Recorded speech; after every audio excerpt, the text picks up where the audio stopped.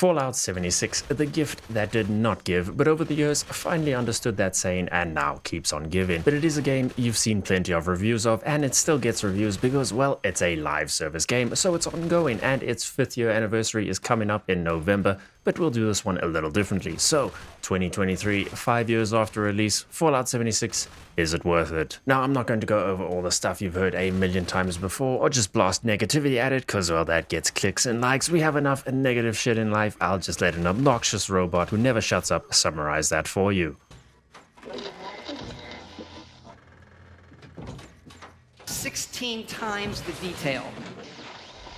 Thank you. No, what I'm going to do is give you some reasons as to why you should give it a try if you never have, or if you've been on the fence about it, and also explain the strange allure that this game has that can get someone like me, who never played it for 3 years after launch, to start a channel about it and chuck an exorbitant amount of hours into it. And yes, that's only one Steam account, not including the other one, and Bethesda launcher. Rest in peace. So let's start off with the best thing about Fallout 76, the community. Now, if you're familiar with online games, well, it's safe to say that most of them have absolute dog shit communities. That's just fact. Hackers, cheaters, screechers, griefers, trolls, most are absolutely inundated with them. Surprisingly, and even from reviewers that absolutely blast this game, the one thing that always gets commended is the community, because it is an awesome community. It's wholesome, it's helpful to new players, it's folks just going about their own business. Overall, just a super chill experience to jump into. Newbies asking questions generally always get helpful answers. High-level players will drop gear for them. Outside of the game, the people are chill in Discord and comment sections. Now, of course, there's always some twats around. You'll never not have anything completely devoid of the occasional toxic group, but the vast majority and experience in regards to the community in this game is just awesome. And chances are, if you're watching this video, you're one of them, so pat yourself on the back. Unless you're not one of them and a toxic twat instead, then don't pat yourself on the back. And well, for an online game, having a good community is more important than most people give it credit for. It can be a really make or break it experience for players to a game, regardless of how good the gameplay might be, or the story, or the mechanics, or whatever. If you're constantly dealing with idiots and cheaters, it ruins the game completely, and at least to me, the community is the only reason this game is still going pretty strong, and has a healthy player base. Bethesda games in general survive for as long as they do due to mods. Just another fact, the longevity that it gives to a game and its player base is undeniable. 76 does not have mods because MMO, so it's kept alive by other reasons. Ding ding, community. And on a side note to new players or people who are going to give it a try and jump in, don't let 1 or 2 bad experiences ruin it for you if you do come across them. There's basically no downside to dying in the game at all, unless you're carrying 400 pounds of junk on you, which, let's face it, you're not going to be. Death is basically meaningless because the only thing that happens is you drop your junk on death. A nifty setting, turn pacifist mode on, you'll never initiate PvP ever, and just be aware going into workshop zones, regardless of your setting, it's PvP enabled by default, so you can be killed in there if another player wants to, but again, no downside, respawn and carry on, literally. And that leads to the next awesome thing about 76, quality of life. Now, that's definitely an odd one for a Bethesda game. They're generally bug-riddled messes, which the modding community fixes for them, and some bugs are just considered features, not really bugs. But this is nothing new. There's always bugs, there's always terrible optimization.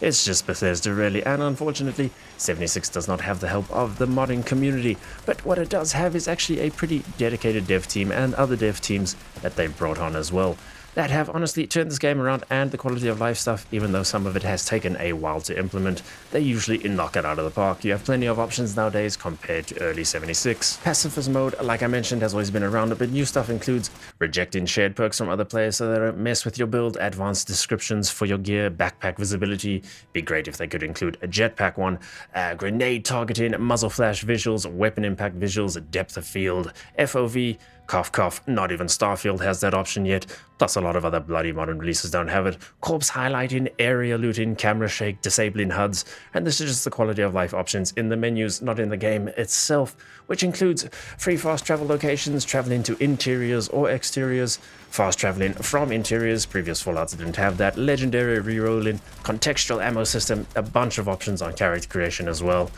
The list is honestly pretty massive. It just makes a really nice experience overall, and especially if you left right at the beginning or never played it, you're jumping into a game with tons of options that people wanted at launch. So yeah, lots of little quality of life features that make a big difference overall. Also, it's highly underrated a lot of the time what these sorts of updates can do for a game. Now next up, we have value. Now you could argue that we only got this because of the initial terrible release and reception of the game, but here we are nonetheless, and it has to be said, every single expansion has been free. All of the seasons have been free. Not many other online games can say that.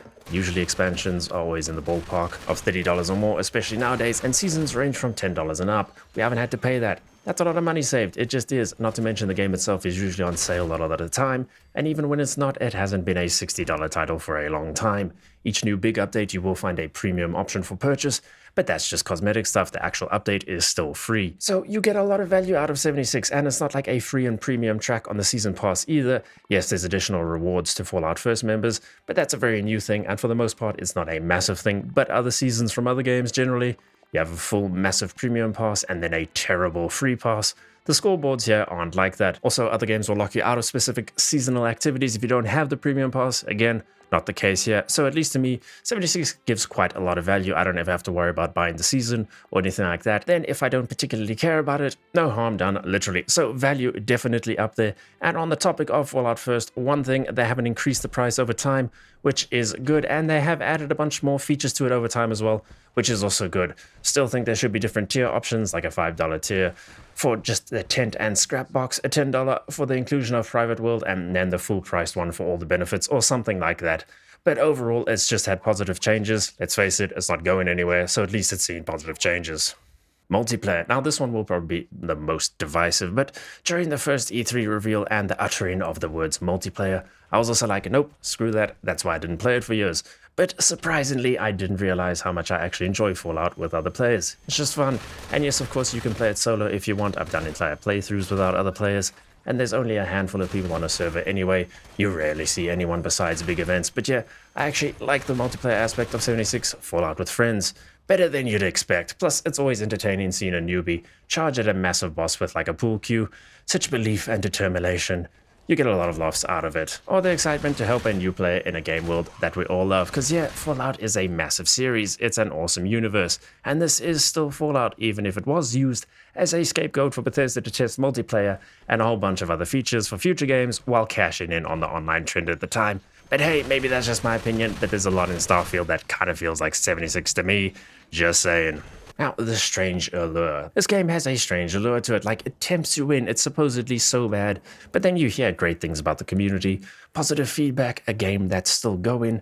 How can that be if it was such a flop? Because it's a Fallout game, and if you grew up playing the Fallout games and sinking hundreds of thousands of hours, hundreds of thousands, hundreds or thousands of hours into them, this is yet another Fallout universe to step into, to explore, to find all the little hidden spots and little storytelling bits that Bethesda loves to put into their games. Like, you just have to find out. Same reason why people who so vehemently say that they hate it and it's a terrible game still go to 76 videos to watch them and then leave the riddled mess of words, which is supposed to constitute an opinion.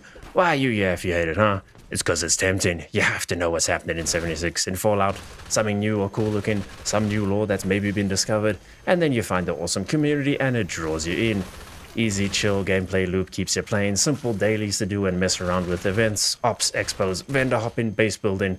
Bethesda do game worlds well, 76 is no exception to that, and the fact that you can just hop into a chill experience and chat and mess around with friends adds to that ease of play, which is a nice chill grind compared to some hellish ones in other online games. Now, unfortunately, 76 does find itself in a group of games like No Man's Sky and Cyberpunk that had terrible launches, and that always leaves a bad taste in players' mouths, even though now No Man's Sky is literally a different game and everything that was basically promised from the beginning is in it now, has a massive community, but there's still a large player base out there that's like, No Man's Sky, oh that shit.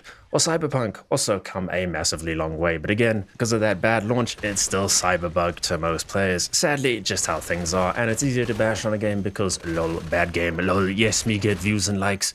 Yes, troll terrible game, people will like me. Then actually seeing how it currently stands and objectively looking at it and how far it's come. And yeah, 76 does have issues, you'll still find bugs again. But there's the game. Microtransactions are there, it's an online game. It's industry standard, it ain't going away, and I've played both as a Fallout First member and a non-member, really not that different, it's just more convenient with Fallout First. But that's why a lot buy a month here and there strategically, it makes sense, and actually really clever, especially if you time it right. But definitely think if you haven't jumped into 76 yet, there's a lot of content for you now, it's got a great community, quality of life improvements, more updates on the way, still free updates.